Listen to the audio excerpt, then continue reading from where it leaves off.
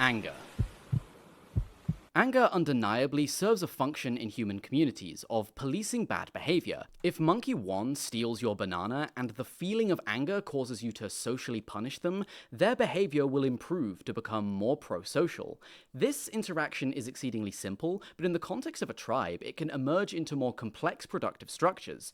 If it's the case that a third monkey notices that fights over bananas are becoming increasingly common, they might become angry at the fact that there's too much anger, and maybe that motivates them to come up with a more long-term solution, like a contract-based ownership system. I'd compare anger in this way to Conway's Game of Life. For those that don't know, this is a program with a massive sheet of pixels that can either be on or off based on two simple rules. 1. If an off cell is ever touching exactly 3 on cells, it turns on. 2. If an on cell is ever surrounded by more than 3 or less than 2 on cells, it then turns off. And these simple rules can be used to make insane patterns or even machines that feel strangely biological in nature. Simple interactions emerge into giant complexity, and it's by this mechanism which anger becomes useful, because the simple mechanism of if you're bad to me, I'll be bad to you, allows for the emergence of more complex machinery like laws, societies, rituals, and treaties. And while I have been discussing the positives, I should probably address the Darth Vader in the room, because yeah, anger can be a path to the dark side. Conway's Game of Life might be fascinating and beautiful, but it's also fragile. It often only takes a few cells to be out of place to completely destroy a pattern, because while Rome wasn't built in a day, it can certainly be destroyed in one. And anger holds a unique place as one of the only major emotions whose tendency is to destroy. Just as order can emerge from chaos, chaos can emerge from order, and it's common for a single bad deed to create a cascade effect, exploding like a nuclear reaction with no winners. There's a reason that a Sith is what it took to destroy the Republic. But weirdly, I think that's the point. Humans tend to be more cooperative when there's a looming existential threat ahead of us. This point was made by Nazi philosopher Carl Schmitt and echoed by Commander Pixis from Attack on Titan. 巨人に地上を支配される前、人類は種族や断りの違う者同士で、その時に誰かが言ったそうな。もし人類以外の強大な敵が現れたら、人類は一丸となり、争いをやめるだろうと。Like it or not, a common enemy tends to bind us, and the knowledge that human anger has the potential to destroy the world acts as a potent source of urgency to fight for cohesion at all moments. And it's for this reason that spaces built on anger tend to paradoxically end up encouraging extreme levels of kindness. MMA gyms are a perfect example. The knowledge that going slightly too hard in a spa might result in a real fight at any moment causes everyone to be more considerate and supportive. In the end, I think that anger is neither good nor bad. It's a powerful force pushing humans into action, which can be the most constructive or destructive power in the universe, depending on how it's wielded. So it belongs precisely in the center. C tier.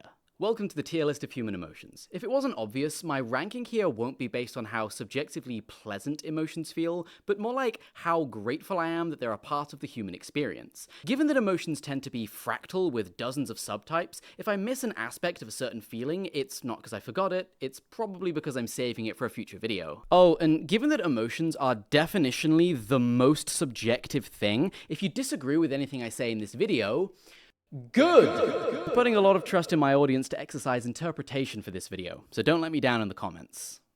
Insecurity.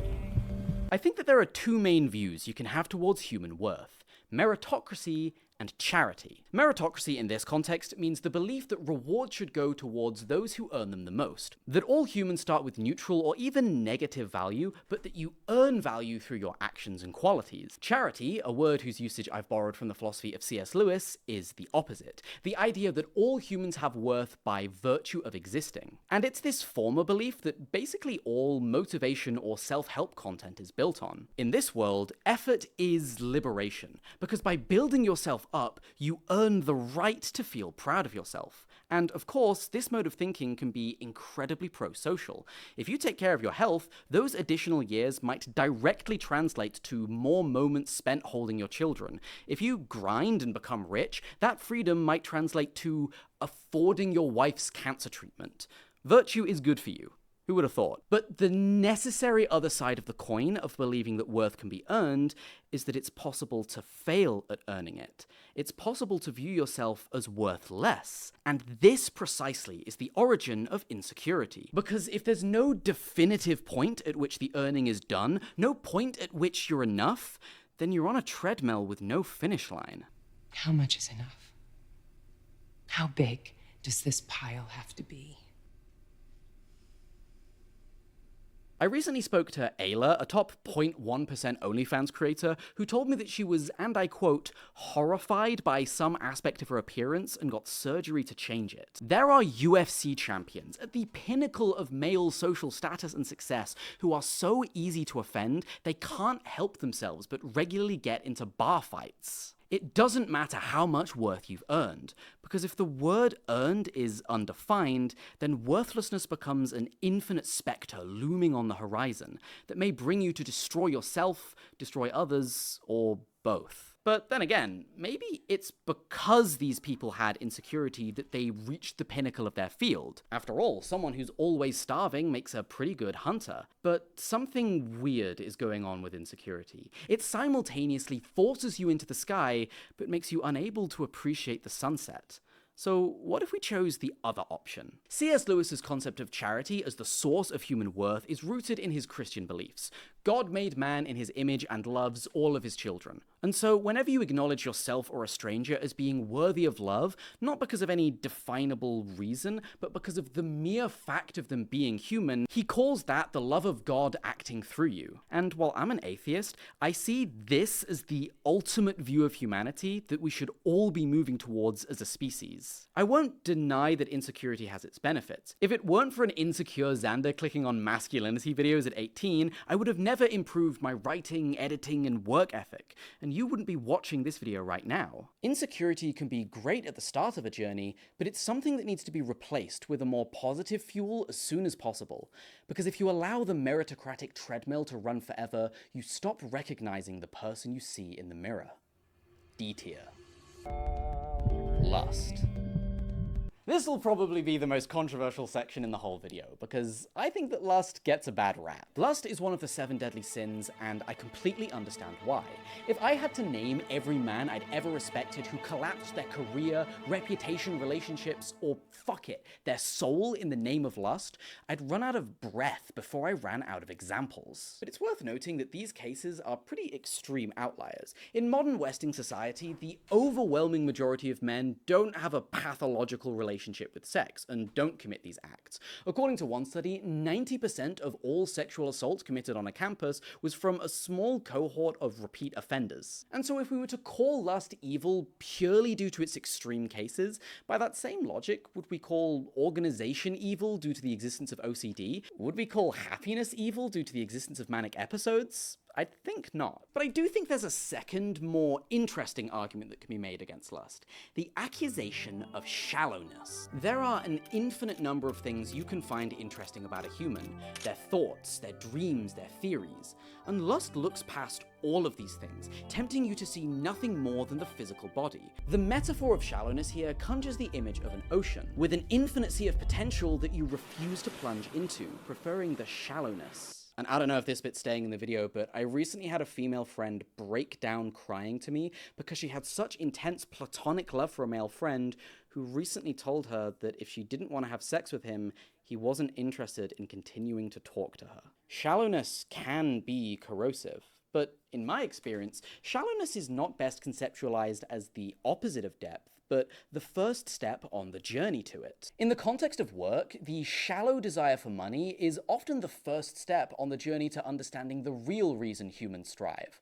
Purpose. And in the context of relationships, the shallow desire for sex creates the initial intrigue, which is usually subsumed by the deeper desire for learning someone's personality and building a life together. And here's the thing, once you reach the end of this journey, you don't have to give up the start. When you realize that the reason you love your job is because it fits your ikigai, there's no reason that continuing to enjoy the money it rakes in contradicts that. And when you realize that you'd still love someone even if they were a worm, there's no reason that devouring them carnally makes that less true. I understand what it's getting at, but the desire to treat lust as inherently dirty because it's shallow is little more than Protestant sin culture repackaged as modern wisdom. And the last thing I'll mention is that of all human emotions, lust is probably the one that can be creatively wielded the most. Spending the last few weeks in San Francisco, the other day I was sat next to a girl who was ordering a lobster outfit for her friend's abstract sex ritual. Oh fuck, and 2 days later I got invited to a Game of Thrones themed CNC orgy. It's difficult for me to rank something with that level of joy and expression as anything other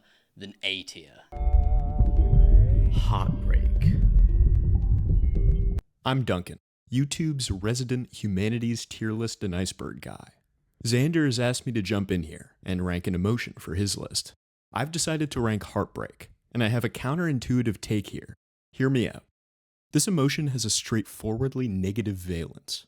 It's unpleasant to lose someone who you once cherished, whether it was your fault or not. But there's a bizarre pleasure in it. Wallowing in melancholy after a breakup is cathartic and strangely satisfying. It adds a distinctive cinematic quality to your inner life, feeling like a pivotal moment in your personal narrative. You're taking long walks listening to Elliott Smith. It's overcast, and you're leaning into the pathetic fallacy of the situation. You're journaling. Your friends are taking you out for drinks and listening to you rant about your sorrows. When I witness someone else go through a breakup, I sometimes feel weirdly envious.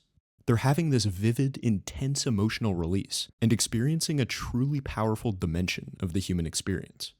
It has a family resemblance to depression, but you have something tangible to point to as the cause. You can give yourself permission to mope around for a while and be gloomy. It's totally guilt-free. Having a breakup conversation or reading a breakup text is one of the only times in your life you will truly get honest feedback about the core of your being as a human. You can be like, oh yeah, I have these deficiencies. I should strive to grow as a person. This flavor of grief can also provide insight and clarity in an almost philosophical way. Day to day, it's hard for us to grasp the fundamental truth of impermanence. We tacitly feel as if things will just sort of proceed how they are, distracting ourselves from the possible separation from someone we hold dear, or even our own eventual death. Romantic grief cuts through all of this and reminds us of the transience inherent to the human experience. The emotional pain of losing something is evidence that having had it was enormously meaningful. It was worth it. Internalizing this can help foster gratitude for the connections you still have. Hug your friends and parents and tell them that you love them or whatever. B tier. Justice. Justice I'm defining here as the emotional feeling that people who have done something wrong deserve to be punished. And it differs from anger because it contains that moral element. Because if anger is the feeling that you want to hurt someone, justice is the feeling that it's right to hurt someone. And this fact makes it potentially more dangerous. Anger can lead people to do bad things, but morality, guilt, and empathy act as tempers to that instinct. There are lines you wouldn't cross even when you're angry, hence phrases like, I wouldn't wish that on my worst enemy. But if justice is the belief that hurting a person is moral, then morality can't be a limiting factor on its cruelty, or at least not a particularly strong one. And this fact becomes scarier when you realize that justice can be manufactured arbitrarily. I was once in a friend group of almost only girls, and there was this girl in the group called Helen who was extremely interested in a guy whose name I've forgotten, but we'll call him Jim. Jim was a cool guy. We're talking captain of the Muay Thai team, a talented judoka trying out for the Olympics. He was nice to me every time I met him, even when he didn't have to be. One night, we saw Helen and Jim talking, and someone in the group decided that he was flirting with her. Then someone else decided that Helen was too drunk to consent. And before long, everyone was in agreement that this man was dangerous and needed to be stopped. Helen was rushed into a cab, and Jim was socially labeled as a bad person, even a sexual predator. For the record, I don't think Helen was that drunk, and we had zero clues as to what his intentions were. For all we know, this was just a conversation. And yet, the assumption became gospel. My friends stopped smiling at him in the halls, and eventually, he stopped smiling at us. If immorality is to be punished, and immorality is a trait that can be applied at whim through social pressures, that means that any person around you is capable of hurting you at any point. Whether it's the Salem witch trials, les purgatons sauvages, lynchings, or online harassment mobs, knowing that the human brain has a setting to begin enacting cruelty with all the force of righteousness at a moment's notice, like, genuinely terrifies me. Now, you might claim, wow, this is a segue, you might claim that while sometimes shot in the wrong direction, justice is still a net good for humanity, because when not distorted by misinformation or motivated reasoning via cruelty, it's vital for upholding our justice system. And yeah, thousands of murderers have been prevented from continuing their destruction of life as a direct result of humans trying to satiate this feeling. But I'd argue that this is a vestigial trait, something that was once needed but has now outlived its purpose. Given that I have the words free will denier in my Twitter bio, you can probably predict what my take is going to be here. If justice is punishing you for your actions, but you don't get to decide what your actions are, then how is justice any different from hating someone for their appearance or the color of their skin? Morally, there is no difference. Now, of course, a society in which murderers run free in the streets isn't particularly safe, and so it's still essential to have some kind of jail system, and so how do we ameliorate these two facts? Well, in his book, Determined, Robert Sapolsky puts forward a new model of criminal justice he calls the quarantine model. The idea is that if you had a person with a disease that causes their skin to secrete poison gas, the only option you'd have would be to put them in some kind of quarantine facility. With force if necessary. What would this facility look like? Well, ideally, as compassionate as possible. They didn't choose to hurt people, and so why would we make this harder than it has to be? In a world without feelings of justice, that's what jails could look like. Because let's not mince words here. Our government is operating industrial-scale torture chambers on millions of people in the name of satisfying a barbaric emotion because we're not yet civilized enough to overcome it. D tier. Closure. No one ever warned me about how mundane acceptance would feel.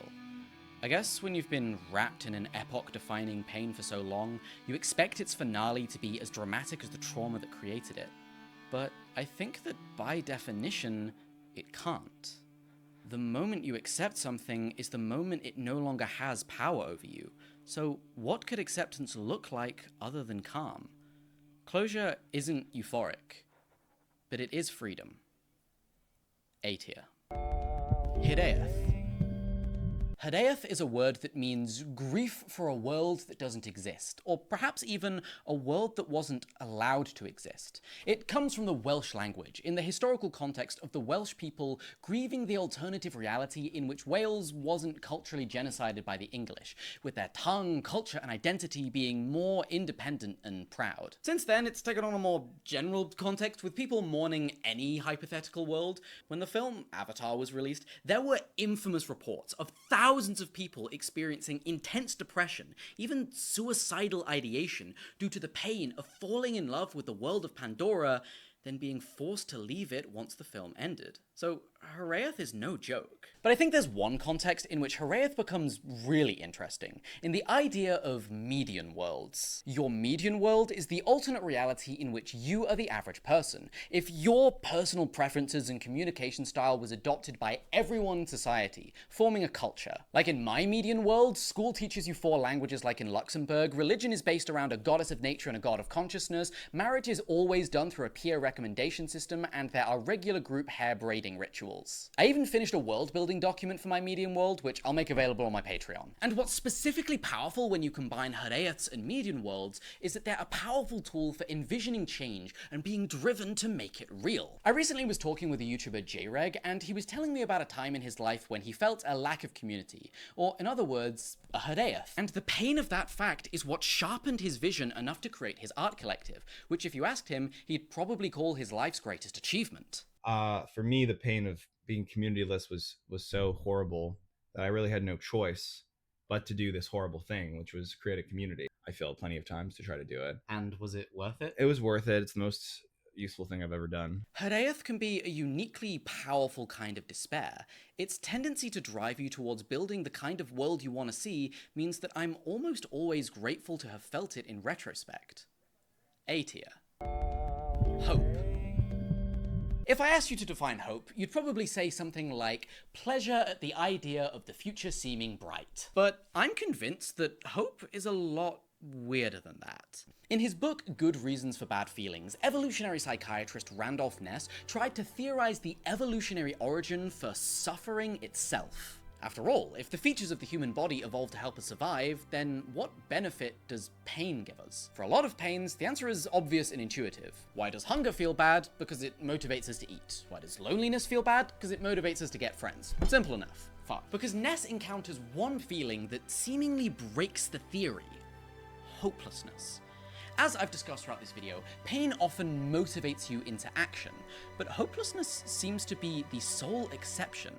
Have you ever heard anyone tell you that they're sad in such a way which makes them not want a solution? That their despair makes feeling better seem pointless? That they know giving up would make it worse, and yet self-destruction begins to feel attractive? This hopelessness is a key feature in a lot of people's depression or rejection, and it's the only emotion I can think of that works this way. In a modern context, this harm might be limited to corroding your relationships or productivity. But in an ancestral environment, a single day spent wallowing instead of fighting for survival might make the difference between life and death. Which begs the question: if pain evolved to aid survival, why wouldn't this anti-survival, borderline suicidal neural pathway not be selected out of the gene pool? Ness's solution to this problem is to state that hope and hopelessness are essentially meta-emotions, a dial controlling how much emotional valence we put out into the world. If it's spring, fruit have sprouted, game has multiplied, and the weather is agreeable, there's so much abundance that you can liberally spend your energy running around like a madman, foraging, building, planting, reproducing. But if your tribe is migrating through a dry region where water is scarce, being a planner, a schizo, the type of person who has energy, is actually a bad idea. The correct thing to do here is, much like an investor in a recession, to save energy, to be uninterested in solutions, uninspired by ideas. And from this angle, it suddenly becomes clear where hopelessness comes from. If you physically adopt a depressed posture, you are conserving energy just by standing. If you feel uninterested in solutions, uninterested in dreaming of a better scenario, you're not going to waste your thoughts on plans that won't work. In extreme scenarios, even the desire to make things worse, to self-harm, might have a benefit. If you're in a fight, for example, and you appear to be losing, perseverance, the eye of the fucking tiger, and will to get back up might just result in you getting hit more times, which in a world without hospitals isn't a good idea. And so if hope is the meta-emotion that, when activated, supercharges your mind into a heightened state of virility, energy, connection, love, motivation, gratitude, and just plain happiness, then I see no reason why it shouldn't be the primary emotion we design our lives around attaining. How does one do that? Hell, man. What do you think this whole channel was about? I have a Patreon now. If you believe in the mission of this channel and like the way I use words to help people improve themselves and their communities and want to be a Patreon of mine, go over there. Right now there's a video of me reviewing the script of this video and telling you all the nuances which I wish I didn't have to cut out. There'll also be my interviews with Ayla and J-Reg pretty soon. And in the future, I want to do crazy shit. I want to set up a survey with neurology machines to test some of my philosophical theories. I want to do a live tour of the world, but I can't do all of that until this channel is big enough to sustain me economically. And so if you want to throw some pennies at that journey and get my deeper ideas as a reward, that's where you can go.